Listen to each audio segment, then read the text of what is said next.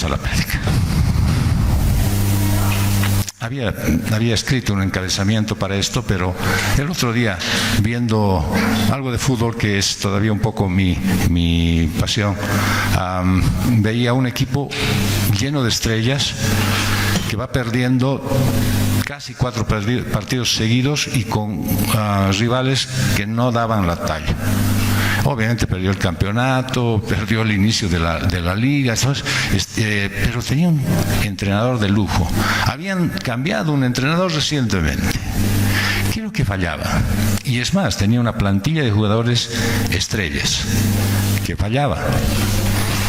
Simplemente que los jugadores no cumplían con las funciones para las cuales los habían contratado. Y eso, en el análisis de las personas entendidas, hacían ver que no depende solamente de la cabeza, o sea, del entrenador, sino depende también de los demás, de los jugadores. Y en el caso de la iglesia, tienes una cabeza perfecta, el Señor Jesucristo. Pero a ti se te ha dado una tarea, no puedo decir que te han contratado, sino te ha llamado el Señor. Y te ha llamado para que cumplas una función específica. El tema es que la iglesia no funciona si tú dejas de ejercer los dones que Él te ha dado y la tarea que te ha encomendado. Así es que podemos ser los mejores cristianos del mundo, pero si no hacemos lo que Dios manda, pues no va a poder funcionar la iglesia. Por eso, el llamado es para todos y punto número 1, tienes tú las herramientas. Efesios 4, versos 11 y 12. Él dio a algunos el ser apóstoles, a otros profetas, a otros evangelistas, a otros pastores y maestros, a fin de capacitar a los santos para la obra del ministerio, para la edificación del cuerpo de Cristo. Bien. El Señor sabe que la iglesia debe ser equipada para funcionar con impacto en este mundo y por eso le dio tareas específicas a cada uno. Y dice que Él dio el don de apóstol a ciertas personas con tareas propias. Y esta palabra simplemente significa uno que es enviado. Un apóstol es un mensajero específico con un título específico que lleva un mensaje específico a un pueblo específico. Todos los cristianos, con nuestras particularidades, somos apóstoles enviados al mundo para proclamar el Evangelio. Así que si de repente tú tienes en tu tarjeta de presentación, ¿no es cierto?, que dice ingeniero, doctor, licenciado, cambiarlo, apóstol. ¿Ya? Bueno, en un sentido específico, la Biblia menciona a unos apóstoles, los que andaban con Jesucristo, caminaron con Él, aprendieron con Él, y fueron hombres que andaron personalmente con Jesús, llamados personalmente por Jesús, instruidos personalmente por Jesús y enviados personalmente por Jesús a predicar su mensaje. Y dice Hechos 2, verso 42, y se dedicaban continuamente a las enseñanzas de los apóstoles. ¿Quién? La congregación se dedicaba continuamente a las enseñanzas de los apóstoles, a la comunión, al partimiento del pan y a la oración. Quiere decir que los apóstoles, ese grupo específico, enseñaban a la iglesia. La iglesia escuchaba y la iglesia hacía lo que los apóstoles les enseñaban. Jesús también se presentó después personalmente a Pablo. Lo salvó, lo llamó, lo envió como apóstol. Y por la gracia de Dios, el mensaje de los apóstoles ya está escrito. Y nosotros somos equipados por la palabra de Dios. No hay necesidad de agregarle nada. Nadie puede inventar nada nuevo para decir que algo está diciendo Dios ahora distinto de lo que está en la Biblia. Dice en Efesios 2, verso 19 al 20. Así pues, ustedes ya no son extraños ni extranjeros, sino son conciudadanos de los santos y son de la familia de Dios. Están edificados sobre el fundamento de los apóstoles y profetas, siendo Cristo Cristo mismo, Jesús mismo, la piedra angular. Entonces Pablo dice que los apóstoles y profetas fueron el fundamento de la iglesia inicial. Y un profeta era una persona que permanecía en el consejo de Dios, que oía y veía su palabra, que hablaba lo mismo que el Señor y que producía fielmente su mensaje. En otras palabras, un profeta era un portavoz de Dios, un vehículo de su revelación directa. ¿Cómo se manifiesta hoy el don de la profecía? Que dice Hechos 2, del 17 al 18. Y sucederá en los últimos días, el tiempo que estamos. Dice Dios: derramaré de mi espíritu sobre toda carne, y sus hijos y sus hijas profetizarán, sus jóvenes verán visiones, y sus ancianos soñarán sueños. Y aún sobre mis siervos y sobre mis siervas derramaré de mi espíritu en esos días, y profetizarán. A través de la obra del Espíritu Santo en un creyente, cuando éste estudia la palabra de Dios y la aplica a su vida y la comunica, se ve evidencias de que Dios está obrando en él. Así que no es una tarea específica para algunos, no es una tarea única de algunos acá en la congregación, sino es una tarea tuya. ¿Sí? En general, todos debemos esforzarnos por estudiar la Biblia y hacerlo con mucho cuidado y ser los profetas del Señor. En 1 Corintios 14, 1 y 3 dice: procuren alcanzar el amor, pero también deseen ardientemente los dones espirituales, sobre todo que profeticen. Pero el que profetiza habla a los hombres para edificación, exhortación y consolación. Eso quiere decir que el profeta no está esperando en un sueño que Dios le hable y él venga con alguna novedad, ¿no es cierto?, diciendo: Dios me ha dicho algo nuevo. El profeta es el que habla la palabra, abre la palabra, la entiende y la expresa con palabras claras. Entonces puedes tú decir que al estudiar las Escrituras comprendes su significado en su contexto inmediato y sabes con certeza qué es lo que Dios dice. Todos debemos saber contextualizar la Biblia a la vida real. Eso es vivir en sabiduría. Para eso tú vas a obrar con sabiduría y edificación. Mira lo que dice 1 Corintios 14, 39 al 40. Por tanto, hermanos míos, anhelen el profetizar y no prohíban hablar en lenguas, pero que todo se haga decentemente y con orden. ¿Qué ejemplo está poniendo aquí Pablo? Dice: yo prefiero que ustedes profeticen, es decir, que hablen lo que Dios dice a través de la Biblia, ¿sí? Ya, ¿hay alguien que dice que va a hablar en lenguas? De acuerdo. ¿Hay alguien que dice que puede hacer milagros? Esperemos que así sea. Sin embargo, ¿no es cierto?, lo que Pablo espera que se haga todo decentemente y con orden. Digamos, si alguien me dijera a mí: pastor, yo he recibido el don de hacer milagros. Bien, le digo, el primer milagro que tiene que pasar en tu vida es que tienes que asistir al culto, ¿sí? Estar en la congregación, ser ferviente en tu entrega al Señor. Es el primer milagro que va a pasar en tu vida. Después ya veremos qué otros puedes hacer, ¿sí?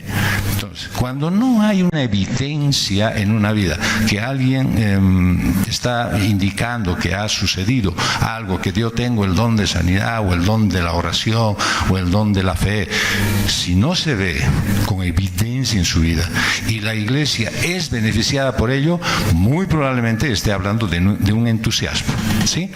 Entonces, nosotros estamos llamados a profetizar, es decir, hablar la palabra de Dios tal como está, saberla explicar con claridad. Para eso son todas las reuniones que ya se están reponiendo, y con toda seguridad la última que faltaba, la reunión de la sociedad femenil, de las hermanas de la iglesia, pues se va a reponer este día martes, y con ello tienen toda la semana como para poder asistir a cada una de las reuniones de los ministerios para poder edificarse. No hace falta ninguna otra cosa más. tenemos que saber cómo expresar. Sin duda hay algunos que han sido dotados de un don específico para hacerlo mejor, pero dice Pablo que todos debemos profetizar. Otra capacidad que dio el Señor a la iglesia es la de evangelistas. Alguien que evangeliza, ese es el término. La evangelización es compartir la buena nueva de Jesucristo.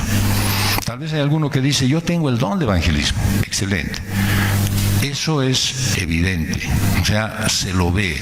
Y el don de evangelismo es llevar la palabra con claridad, mostrando que es necesario un arrepentimiento genuino para todos aquellos que quieren entender que la gracia misericordiosa del Señor, Él la reparte. Y es necesario que uno tenga una capacidad. Yo conocí a un pastor en mis inicios de la fe que entraba al trufi y no hacía más que empezar a hablar al de su lado del Evangelio. O sea, no hablaba ni del clima, ni del tiempo, ni de nada. Se ponía a hablar del Evangelio. Y obviamente, porque el Señor obra de esa manera, y ayer en la reunión de Koinonía lo habíamos visto, ¿no es cierto? Él obra de tal manera que cuando tú te pones a hablar, la otra persona te escucha. Si tú tienes el don, lo vas a hacer exactamente como Dios quiere que sea, para que lo comprenda a plenitud. Y tal vez de repente alguien dice, sí, yo creo que tengo el don de evangelismo, pero soy medio tímida, o sea, no me gusta hablar así a la gente, expresarle nada, porque por ahí de repente meto la pata y digo algo que no corresponde. Pues el Señor mismo dijo, ¿no es cierto?, cuando ustedes vayan a hacer una exposición del Evangelio, no se preocupen de qué es lo que van a hablar, porque el Espíritu mismo hablará por ustedes. ¿Ya? Entonces, alguien que tiene el don de evangelismo se va a acercar sin miedo a alguien y le va a empezar a hablar de las buenas nuevas del Señor. Y lo más importante seguramente va a ser que Él le va a explicar que lo primero que debe hacer es recibir la gracia misericordiosa del Señor para conocer a Jesucristo como su Señor y Salvador, y lo siguiente que tiene que hacer es bautizarse y pertenecer a una iglesia. Porque aquellos que reciben la gracia y dicen, yo puedo mirar por internet cualquier cosa, pues no están cumpliendo lo que el Señor manda. No dejen de congregarse como algunos tienen por costumbre. ¿Sí? Entonces, el rato que te empieces a dejar de congregar, lo que sucede en ti es que entras en un espacio de confort, pero también muy peligroso de enfriamiento. Y por lo tanto, dejarás de sentir el deseo de participar de una congregación más rápido de lo que te imaginas. Y cuando eso ha sucedido, probablemente estés tan alejada de la voluntad de Dios que no vas a poder volver. Compartir las buenas nuevas de Jesucristo es que permite a los no creyentes que se conviertan en seguidores de Jesucristo. Y nosotros como creyentes estamos llamados a evangelizar, todos.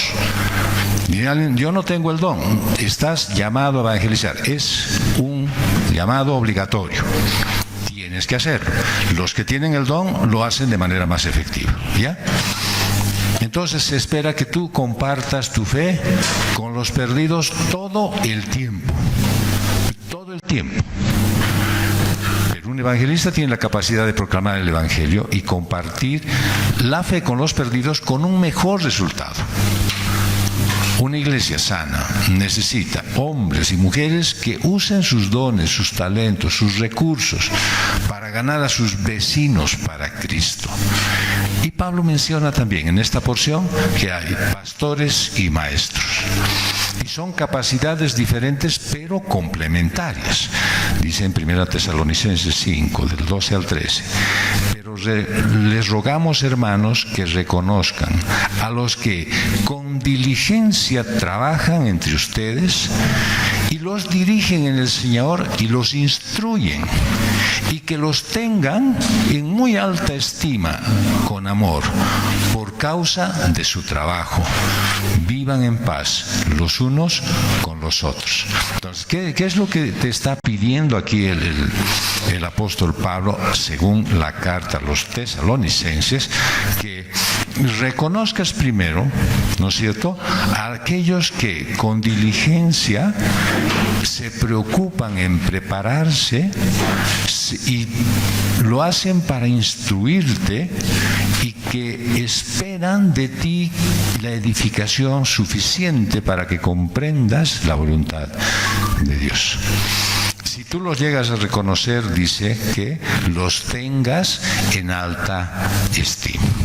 ¿Eso qué significa? Es una cosa muy sencilla el empezar a tener alta estima. No significa que lo quieres mucho, que te agrada su compañía, que estás feliz cuando él da una clase. Simplemente que tú valoras que Dios esté obrando para tu bien a través de ese hermano o de ese pastor. Que tú eres capaz de reconocer la obra de Dios que proviene a través de alguna persona para beneficio tuyo. Habla de los pastores, y la manera que un pastor cuida el rebaño es apacentándolo. Ninguno de los que estamos aquí en la tierra, en esta misión del pastorado, podemos decir mis ovejas. Cero. Yo soy una oveja más del rebaño del Señor. Pero el pastor se encarga de alimentar ese rebaño con la enseñanza de la palabra de Dios. Todos los pastores deben enseñar. Si algún pastor no enseña, no tiene la capacidad de hacerlo, la dedicación de hacerlo, muy probablemente está en un lugar equivocado. Ahora, no todos los maestros son pastores, sino que ellos enseñan de una manera efectiva y didáctica. Por lo tanto, hacen que esa enseñanza entre más fácilmente y la puedas comprender de manera más didáctica. Los maestros tienen el don de enseñar y no necesariamente son responsables de pastorear el rebaño con un rol pastoral. El pastor sí debe cuidar la iglesia, el rebaño que Dios le ha confiado. Yo, por ejemplo, como pastor, tengo que cuidarme a mí mismo y a la iglesia. Dice Hebreos 13, versos 17 al 18. Obedezcan a sus pastores y sujétense a ellos, porque ellos velan por sus almas, como quienes han de dar cuenta. Permítanles que lo hagan con alegría y no quejándose, porque eso no sería provechoso para ustedes. Oren por nosotros, pues confiamos en que tenemos una buena conciencia, deseando conducirnos honradamente en todo. ¿Cuándo tienes que obedecer a un pastor y sujetarte a ellos? Cuando tú ves que él está velando por tu alma, porque sabes que él va a dar cuentas. ¿Sí? Y cuando habla de permitirle que hagan su labor y tú lo hagas recibiendo con alegría y no quejándote, no habla de que él se va a sentir feliz y dichoso y contento, sino está hablando de que el beneficio es para ti. Así que cuando tú pones todo tu empeño en esperar que el pastor cumpla su tarea y la haga apropiadamente, el beneficio siempre va a ser para ti.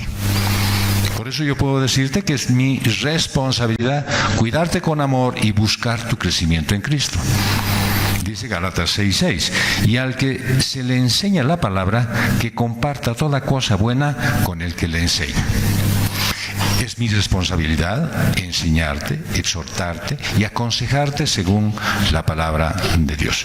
¿Qué espero de ti? Pues que tú tengas una verdadera respuesta a cómo Dios está obrando en tu vida. ¿Cierto? O sea, que te preocupes de decirme cómo está surtiendo efecto la enseñanza que tú estás recibiendo. Que que estés, ¿no es cierto?, disponible para poder siempre entendernos, complementarnos y saber que todo lo que es necesario para tu vida está siendo surtido por la palabra de Dios y tú lo estás pudiendo aplicar a tu vida.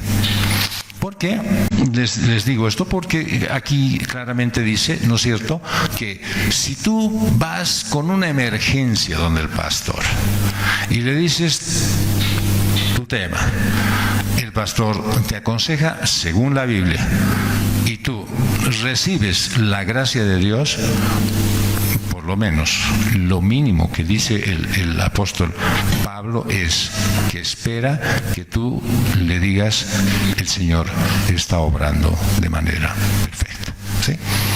¿Por qué? Porque nosotros estamos, como pastores, dedicados a cuidar a muchas ovejas. Y algunas tienen algunos temas muy propios y muy importantes para ellos. Y después dice: lo he visitado al pastor una vez, me ha dado un consejo y nunca más me ha vuelto a llamar. Bien, esa es una manera en que obra el enemigo para hacerte saber, ¿no es cierto?, o hacerte dudar de la verdadera labor que se está cumpliendo. Cuando tú busques una solución, sé consecuente en seguir insistiendo hasta ver que el Señor va a obrar en tu vida. Es lo mismo que si tú fueras al dentista, ¿no es cierto? A mí me ha pasado, por eso se los cuento como experiencia.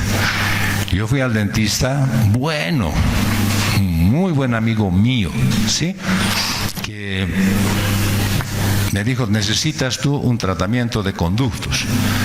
Bien, entonces empezó a horadar mi muela. Y tuve la más brillante idea: dejar de ir donde él. Bueno, la consecuencia fue que en pocos meses perdí mi muela. O sea, no es cuestión de ir al médico una vez, recibir una receta y creer que ya está sano. Y si tú al médico lo tratas con tanta dedicación, ¿por qué no vas a tratar así la obra de Dios?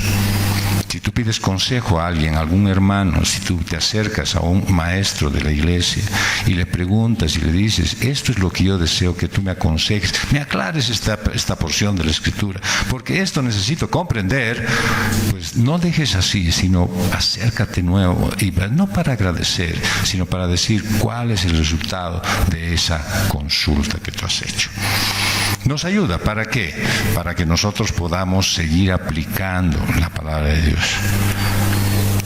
Dice en 1 Timoteo 5, 17 al 18: los ancianos que gobiernan bien sean considerados dignos de doble honor, principalmente los que trabajan en la predicación y en la enseñanza, porque la Escritura dice: no pondrás bozal al buey que trilla, y el obrero es digno de su salario. Así es que lo que nosotros deseamos, que ese doble honor simplemente significa que yo espero un mínimo de consideración de ti para ver cuánto de bien Dios está haciendo en tu vida. ¿Para qué? Para que podamos darte de alta, ¿no? Es decir, perfecto, sanado por el Señor. Porque si nos dejas así en ¿cómo es ahora? En visto, ¿no? Entonces, nosotros no sabremos si estás bien o mal. Si de repente te di una mala receta, ¿sí? Es mi responsabilidad ayudarte en los momentos de necesidad, de pecado, y cuando estás débil espiritualmente. Mira lo que dice Gálatas 6, del 1 al 3. Hermanos, aun si alguien es sorprendido en alguna falta, ustedes que son espirituales, restáurenlo en un espíritu de mansedumbre, mirándote a ti mismo, no sea que tú también seas tentado. Lleven los unos las cargas de los otros y cumpla así la ley de Cristo, porque si alguien se cree que es algo, no siendo nada, se engaña a sí mismo. Así es que, ¿qué esperamos nosotros los pastores, quienes estamos a cargo, los ancianos, estamos a cargo de la iglesia? Pues esperamos que si hay alguien que tiene algún problema, no sea apedreado, no sea denigrado, no se ha apartado de la iglesia con maltrato, sino que tratemos entre todos de cuidarlo, de restaurarlo con un espíritu de mansedumbre, pensando que nosotros podemos ser el siguiente de la lista. Por eso te digo que es mi responsabilidad orar por ti, contigo siempre, enseñarte que a través de la oración Dios te cuida. Ya lo que dice Santiago 5:14, ¿está alguien entre ustedes enfermo? No dejen que los ancianos adivinen. No dice eso. Dice que llame a los ancianos de la iglesia, que ellos oren por él, ungiéndolo con aceite en el nombre del Señor. Ya un pastor que ustedes conocen dijo: la adivinanza es pecado. Por lo tanto, nosotros, quienes estamos a cargo de la vida espiritual de la iglesia, los ancianos, deseamos de todo corazón que nos convoquen cuando hay esta necesidad. ¿Para qué? Para que podamos acompañarles en ese momento tan importante, cuando uno se siente tan desvalido y necesita ver la mano de Dios en su vida. Por lo tanto, dentro de las responsabilidades que yo tengo, les puedo decir que es estar en guardia con los falsos maestros y las falsas enseñanzas. Dice en Hechos 28 al 31, tengan cuidado de sí mismos y de toda la congregación, en medio de la cual el Espíritu Santo ha hecho obispos para pastorear la iglesia de Dios, la cual Él compró con su propia sangre. Sé que después de mi partida vendrán lobos feroces entre ustedes que no perdonarán el rebaño. También de entre ustedes mismos se levantarán algunos hablando cosas perversas para arrastrar a los discípulos tras ellos. Por tanto, estén alerta, recordando que por 3 años, de noche y de día, no cesé de amonestar a cada uno con lágrimas. O sea, el cuidado y la responsabilidad mía es ver que no haya falsas doctrinas. Y si tú has escuchado algo, porque ahora es la nueva manera de edificarse, ¿no? He escuchado a un pastor y le dan un nombre como chino, ¿no es cierto? Y dice tal cosa, como si fuera una verdad.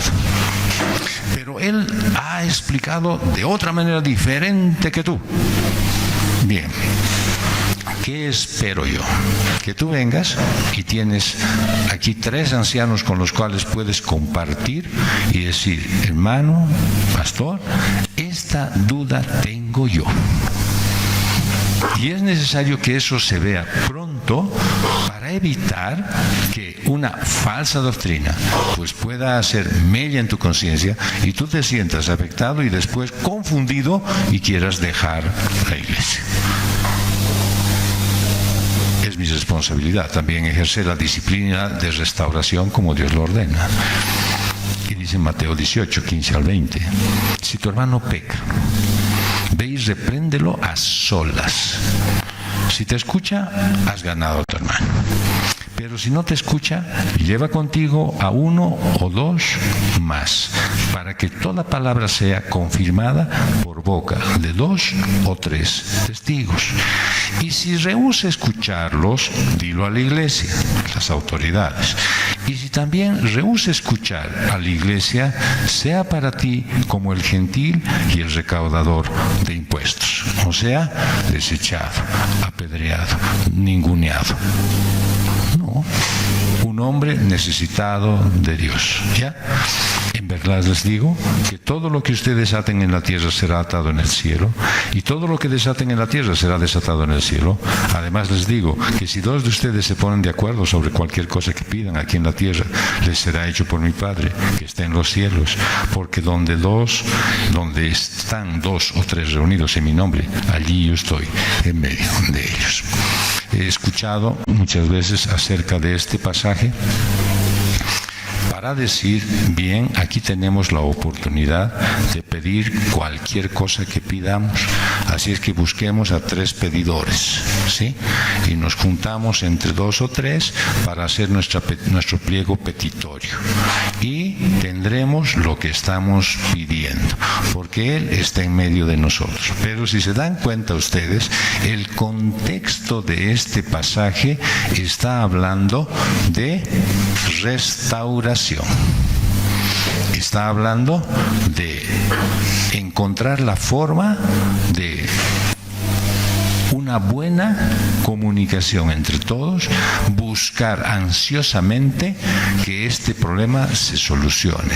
Es decir, es ver a Dios obrando en el corazón de estas personas para que este problema llegue a una solución. De ninguna manera está hablando que hay que armar un comité de peticiones para poderle pedir a Dios lo que queramos, ¿sí?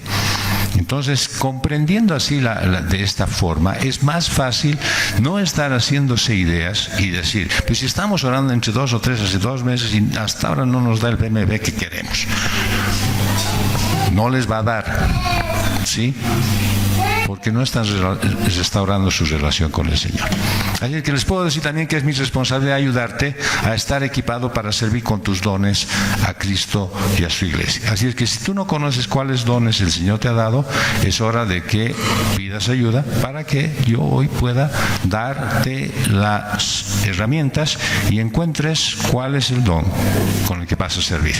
Y dice en 1 Corintios 14:12, así también ustedes, puesto que anhelan dones espirituales, procuren abundar en ellos para la edificación de la iglesia.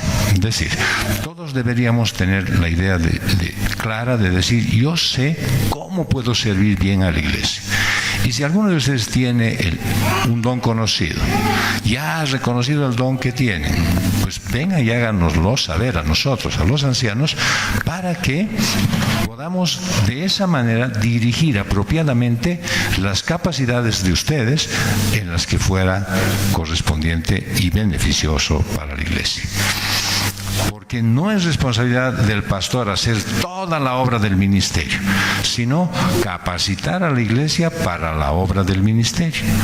Porque la iglesia se beneficia más cuando el pastor la capacita para realizar la obra. Porque todos somos ministros. La palabra que aquí se usa para ministerio es la palabra griega diaconía, que significa atender las necesidades del otro. Así es que las autoridades que están en el diaconado saben que lo que tienen que hacer es ayudar para solucionar las necesidades más apremiantes que tienen en la congregación. Esa idea de servir a otro es darle alivio, ¿no es cierto? Es la misma palabra que se usa en Lucas 10:40 para describir lo que estaba haciendo Marta. Dice, pero Marta se preocupaba con todos los preparativos. Y acercándose él le dijo, Señor, ¿no te importa que mi hermana me deje servir sola? Dile pues que me ayude. Y ustedes conocen bien el final de esta historia, ¿cierto? El problema está en que Marta estaba queriendo hacer todo, ¿sí? Y entonces cuando se ve rebasada en su capacidad, se va a quejar para decirle, no me deja sola y no puedo hacer todo. Hay tareas específicas que Marta pudo haber hecho. Y seguramente ella también se habría sentado a escuchar juntamente con María para lo que era necesario aprender. Ahí estaba Marta haciendo todo y María sentada a los pies de Jesús. Y mientras María estaba escuchando, Marta estaba ocupada en el servicio. Es la misma palabra que utiliza el Señor Jesús para el servicio, pero en este sentido, Marta estaba ocupada en hacer todo. Todos estamos llamados al servicio, que debe ser un servicio humilde. Así que conviene entender la Biblia para aplicarla en el servicio, apropiadamente. No es que todos tienen que hacer todo. Todos tienen una capacidad para hacer algo. Es que todos estamos llamados a usar los dones para servir unos a otros desinteresadamente. Todos debemos acudir a la iglesia para recibir ayuda, consuelo, ánimo, compañía, descanso. Por eso hay servidores preparados aquí en la iglesia.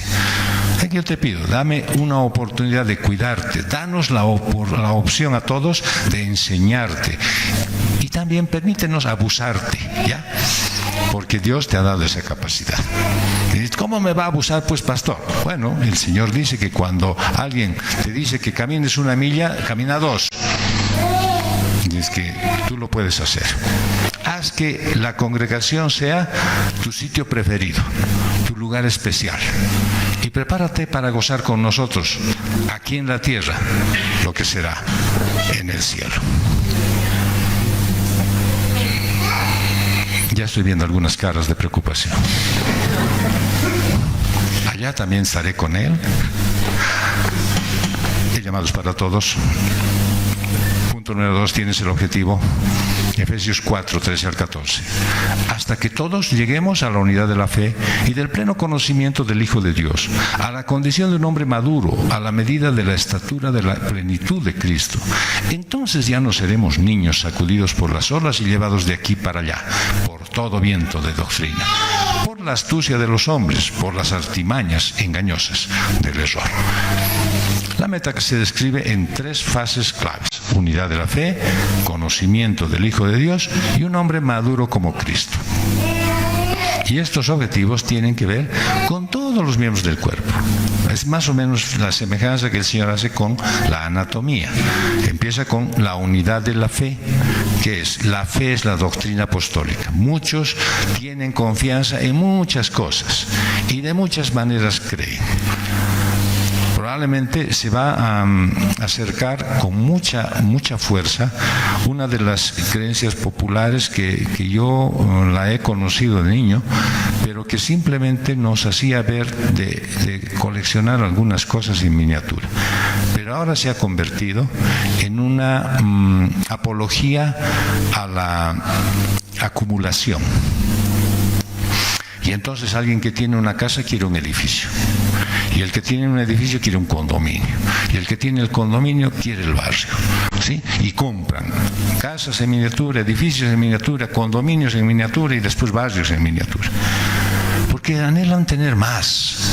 ¿Sí? Y el que tiene un auto quiere comprar 2. Y el que no tiene una guagua quiere comprar 3. O sea, están yendo a creer en todo. Probablemente sea muy edificante la reunión que vamos a tener con los varones el próximo 26 de enero para hablar de este tema. ¿En qué está afincado? ¿Si en las alacitas? ¿O en qué está tu fe? Y generalmente todos solemos decir, no, yo creo en Dios. El asunto está, ¿cómo se ve ese resultado? ¿Sí? Porque si tú crees en el Señor o dices que crees en el Señor, pero te aflige la situación económica, la situación actual política del Estado, la condición de un trabajo que no es suficiente, o sea, algo no está funcionando bien. Hay algo que no está trabajando bien aquí en tu mente. Tú estás creyendo que crees en Dios y solamente estás dejando en manos de cualquier ídolo, incluido tú, el futuro de tu vida, de tu familia, de tu hogar. Así es que lo primero que tienes que hacer es creer efectivamente en el Señor, pero en toda su dimensión. ¿Ya? ¿Por qué? Porque la religiosidad hace que las personas crean en ídolos, en señales, en amuletos, en frases animadoras inclusive, y también en Dios. Eso no es una fe genuina. Es una creencia en todo lo que se puede ver, tocar y oír, pero no los acerca a Dios. Aquí el énfasis del apóstol Pablo en Hechos 20 está en la necesidad de enseñar todo el consejo de Dios. Por eso advierte a los siervos de Dios contra la infiltración de doctrinas extrañas y errores que confunden. Míralo cómo lo pone Judas, capítulo 1, verso 3. Amados, por el gran empeño que tenía en escribirles acerca de nuestra común salvación, he sentido la necesidad de escribirles exhortándolos a luchar ardientemente por la fe, que de una vez para siempre fue entregada a los santos. Quiere decir que si tú no entiendes la fe en Cristo, probablemente vas a distraer tu fe en cosas. Y te vas a afincar para querer que esas cosas te den la tranquilidad, la paz y el gozo que solamente el Señor te puede dar. Por lo tanto, si estás pensando que en las alacitas vas a encontrar la solución a tu problema, estás realmente equivocado. Y uno dirá, sí, no voy a ir a las alacitas, ¿no? Pero en el fondo de su corazón está anhelando que de alguna manera esa persona, ese trabajo, ese contacto, esa idea que tengo, eso sea la solución para mí. Y el Señor te dice, yo te voy a permitir pasar este mar de penurias, de problemas de este mundo, si tú confías plenamente en mí. La fe no es una mera aceptación mental de ciertos dogmas o de credos, o creer que con eso se alcanzó ya la unidad. Es mucho más personal, más profundo, más íntimo. Es alcanzar el pleno conocimiento del Hijo de Dios. Eso es tener fe.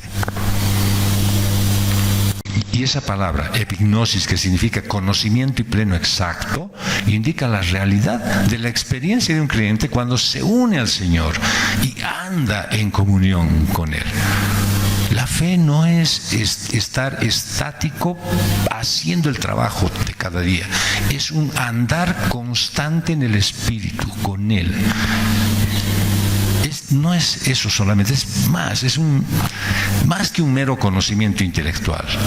Es conocimiento, es un mutuo dar y recibir, aceptar, imitar y proclamar y honrar al Señor Jesús. Y no conoces a Jesucristo cuando participas solamente de un culto a la semana, ni cuando oras en las emergencias. Es un diario caminar con Él. Es estudiar las Escrituras, aprender una cosa nueva cada día. Es disfrutar de ver a Dios obrando en cosas pequeñas. Es darle gracias a Dios por todo y descansar en Él. Y el apóstol emplea el título para Cristo de Hijo de Dios, porque es la meta sublime a la que debe llegar la iglesia. Ser hijos de Dios en semejanza a Jesucristo. Hay la intimidad perfecta con aquel que reúne en sí mismo todos los propósitos divinos para la humanidad redimida. Esa es la meta a la que tiene que llegar la iglesia. El otro objetivo que pone el apóstol Pablo es llegar a ser un hombre maduro a la medida de la estatura de la plenitud de Cristo. Y en 1 Corintios 13, del 11 al 12 dice: cuando yo era niño, hablaba como niño, pensaba como niño, razonaba como niño, pero cuando llegué a ser hombre, dejé las cosas de niño. ¿Por qué estaría diciendo eso el apóstol Pablo? Porque lógicamente ahora mismo nosotros vemos que hay muchos hombres y mujeres que ya son de una buena cantidad de años encima, pero siguen teniendo un comportamiento de niños, ¿sí? Siguen haciendo berrinches, pataleos, quieren seguir saliendo con su gusto, quieren imponer condiciones. Creen que con simplemente tirarse al suelo van a lograr lo que desean. Antes yo era así, dice el apóstol Pablo, porque ahora vemos por un espejo veladamente, pero entonces veremos cara a cara. Ahora conozco en parte, pero entonces conoceré plenamente como he sido conocido. El objetivo es que tú dejes de vivir esa vida que antes eras. Usa el singular Pablo cuando habla del hombre maduro, porque tiene en mente la unidad de todo el cuerpo en todos y cada uno de los miembros de la iglesia. La madurez de la iglesia no se da por el crecimiento de unos cuantos, sino por el de todos los miembros y cada uno de ellos. Y eso se ve en las reacciones, en la forma de hablar, en los criterios que tienen, en las preferencias de su vida.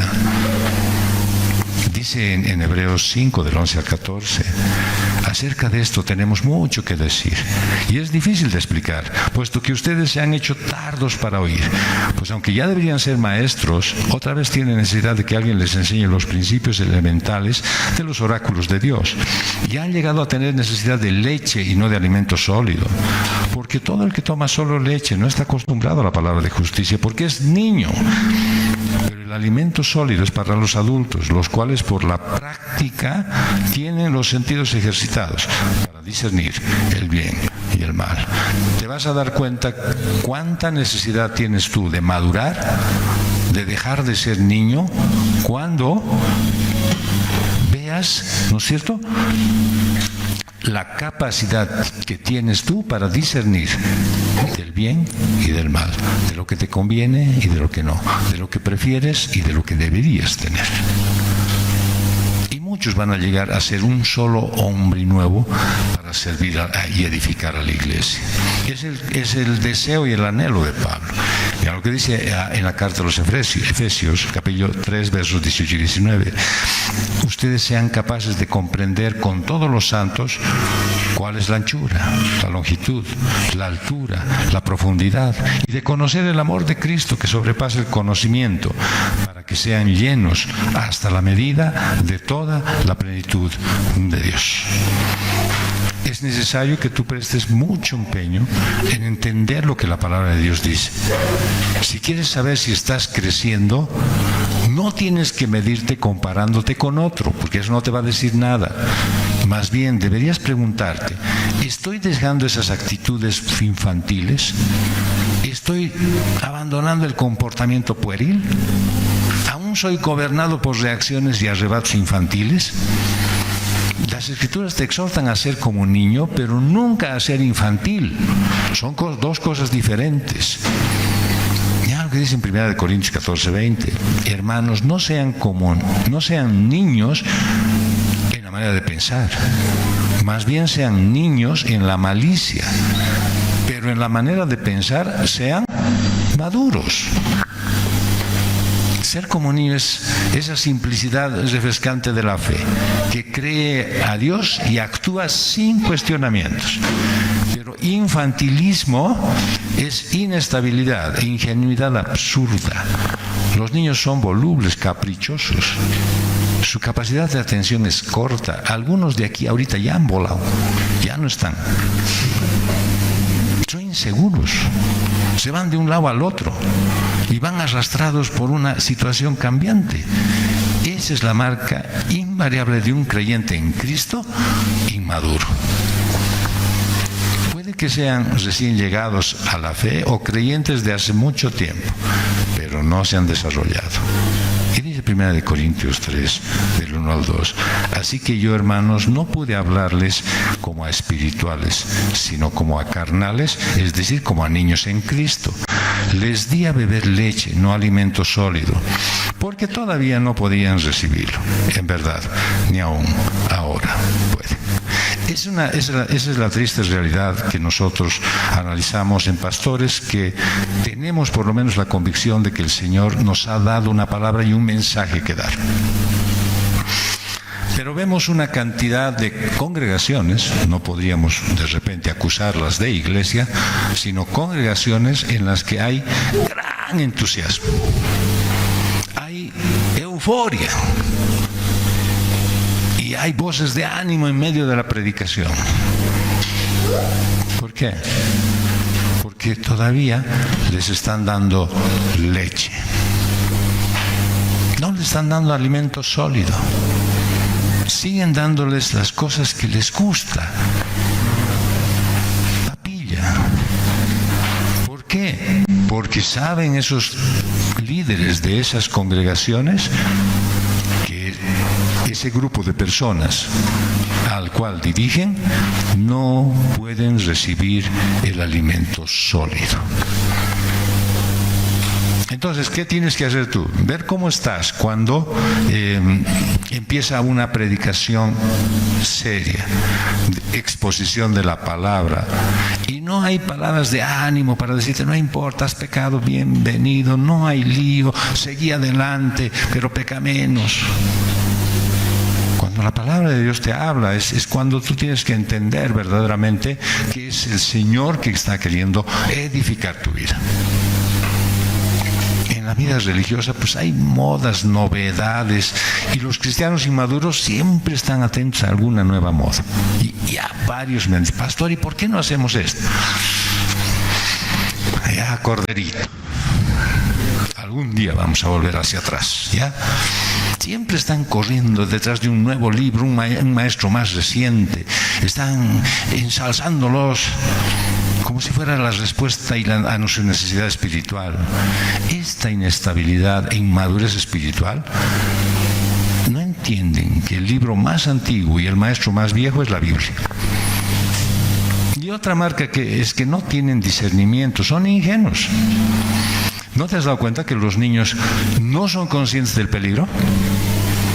Pueden nomás meter sus dedos al enchufe, ¿no? Pueden nomás agarrar la caldera caliente. Pues ya hay muchos que estoy viendo aquí, ¿no es cierto?, que hacen cosas parecidas. Se ponen a jugar en situaciones peligrosas y son completamente inconscientes de que hay algo que los está amenazando. Todo el mundo está viendo, no hagas eso, no te metas con esos, no sigas haciendo lo que estás planeando. Sin embargo, les siguen metiendo como niños imprudentes. ¿Qué dice Pablo? Deben cuidarse de la astucia de hombres con artimañas engañosas del error.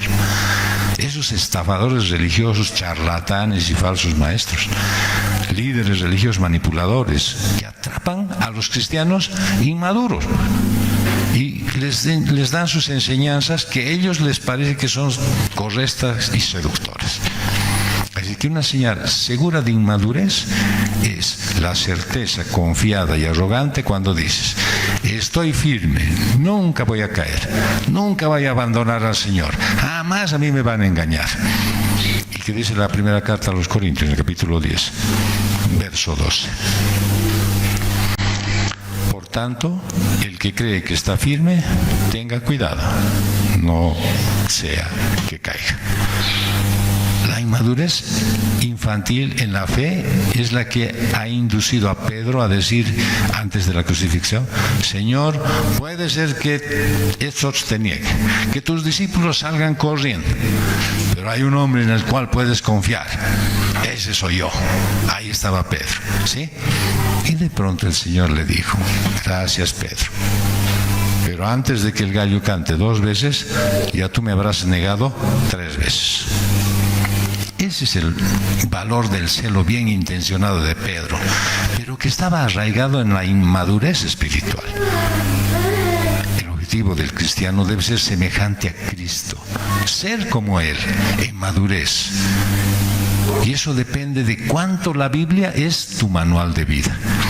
De qué manera la palabra de Dios transforma tu mente, tu carácter, tus sentimientos, tus emociones, y hace que seas cada vez más obediente a los mandatos del Señor.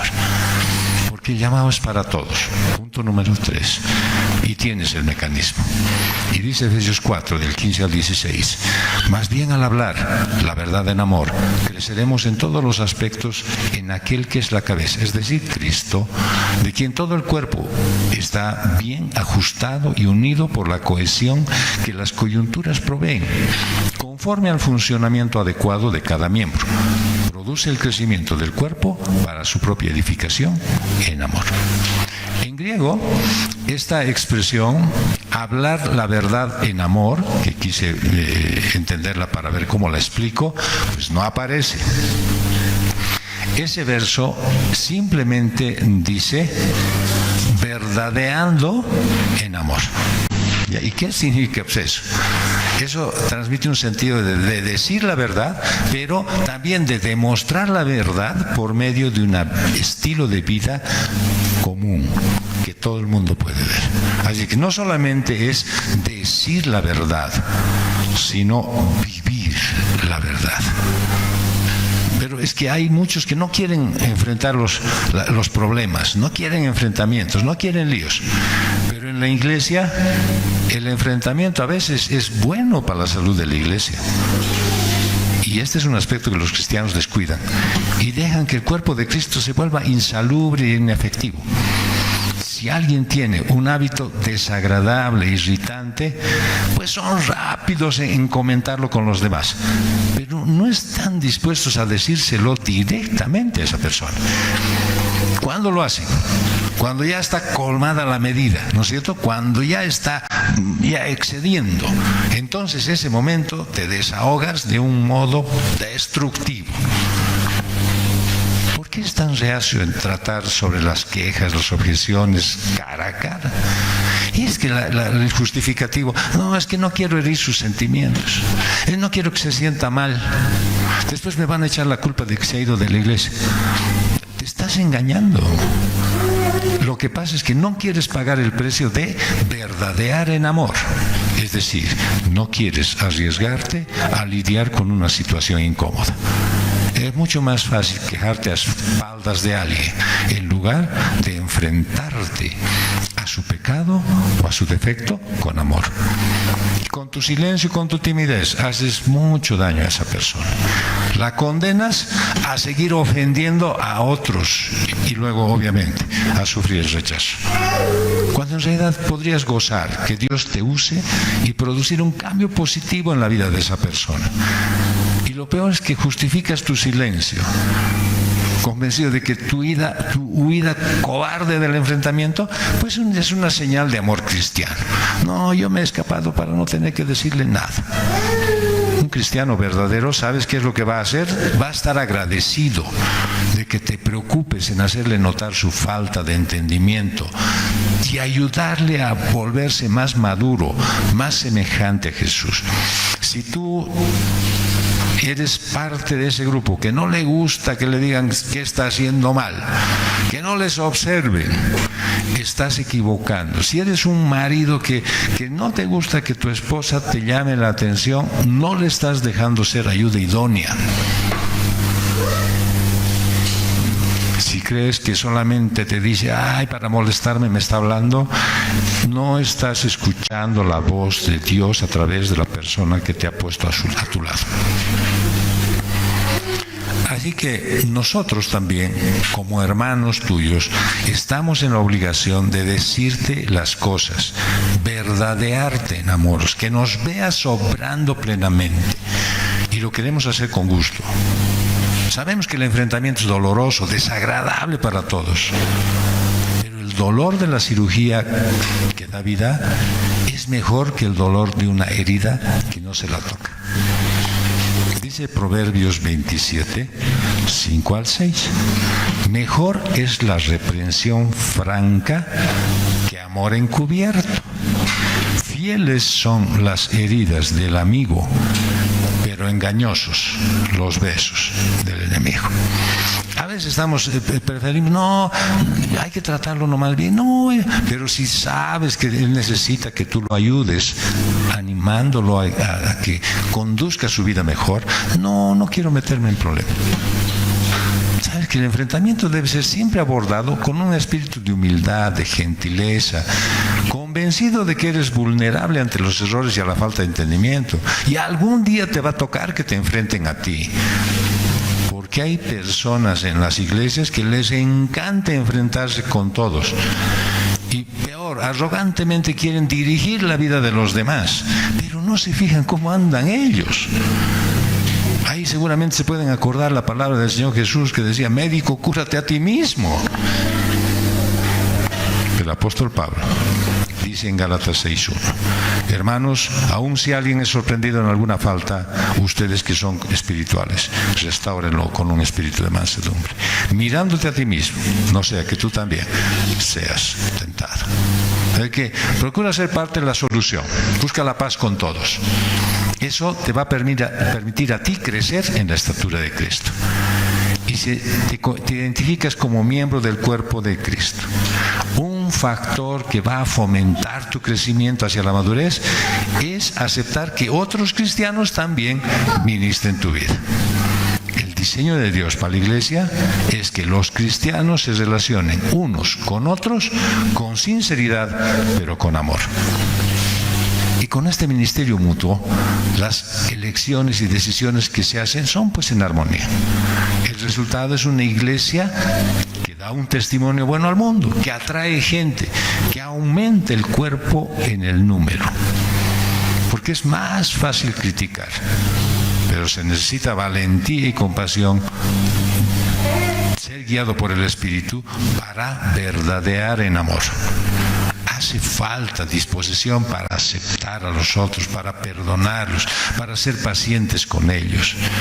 Que la unidad, el amor y el testimonio de la iglesia pues nunca sean sacrificados. Saben que una de las cosas más interesantes que yo he visto acá dentro de las experiencias que tenemos es organizar los almuerzos. Porque ahí aparecen 80 líderes, ¿no? Cada uno con una idea diferente. Y cuando se les pone la brida, ¿no? Ya está bien tu idea, pero vamos a decir, listo, la jeta, ¿no? Y después, en el almuerzo, vienen al almuerzo, ¿no es cierto? Y vienen y traen su especialidad, ají de lengua. Pero con eso bregamos aquí en la iglesia. Así es que, ven al almuerzo. Si no van a hablar de ti. No, mentira. O tal vez sí.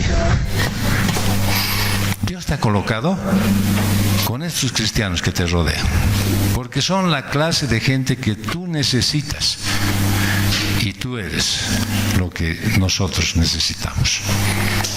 Puede ser que estos cristianos sean quisquillosos, espinosos, y puede ser también que ellos piensen que tú eres un cactus. Así es que acéptalos, dales la bienvenida, procura relacionarte con amor sincero con todos los cristianos. Aquí somos bien buenos. Pero no se rían, estén convencidos. Amén, deberían haber dicho. Mientras cada miembro del cuerpo acepte su rol, ministrando al resto, pues el cuerpo va a crecer saludable. Y en la medida en que los dones se usen y el amor se exprese por todo el cuerpo, pues va a surgir una maravillosa armonía. Una relación que lleva a la madurez de todo el cuerpo y que produce un testimonio. Va a sacar a miles de hombres y mujeres de la oscuridad y los va a traer aquí a la iglesia. ¿Va a haber dolor? Sí, pero a través del dolor va a venir crecimiento. Recuerda siempre que el Espíritu de Dios está obrando un milagro en tu vida. Nada de lo que sucede en tu vida es casualidad. Él está haciendo todo para que tú seas más beneficiada con un crecimiento espiritual. Todos los cristianos individualmente estamos creciendo y estamos haciéndolo hacia la madurez de Cristo, algunos con más dolor que otros. Todo el cuerpo unido se va a manifestar, la humanidad íntegra, equilibrada, bien adaptada, va a estar en la plenitud de Jesucristo. Así que crezcamos juntos, ayudemos a los que están rezagados, vamos por los que se han extraviado. No dejes a nadie atrás. Acostumbra al prójimo a recibir una llamada tuya, un saludo sin motivo, y haz en la intimidad una oración por él o por ella. No termines el día sin haber bendecido la vida de al menos uno. Es necesario entender que el Señor ha puesto personas que van a guiar tu vida. Pero es necesario también, dice el apóstol, que todos caminen en un sentido y un propósito. ¿Cuál es? El crecimiento. Y para eso, ¿qué debe suceder? Tenemos que tolerarnos entre nosotros, ayudarnos entre nosotros, llevar nuestras cargas y participar lo más que se pueda con este grupo de personas que tienes que saber que te amamos. Ojalá que ese sea el compromiso tuyo en este año. Procurar no faltar nunca, y que si alguna vez sucediera que no puedes venir, que sea simplemente por una razón extrema, porque estás hablándole a alguien del Evangelio, porque le has invitado salteñas a alguien que no conoce a Cristo y que estás haciendo que el Señor trabaje en su vida. Pero si no, ven a dedicar este poco tiempo de minutos para que podamos juntos compartir la gracia misericordiosa de Dios. Acabando el culto, no te vayas corriendo. Puedes saludar a alguien, puedes darle un cariñoso abrazo y puedes desearle que tenga una bendecida semana.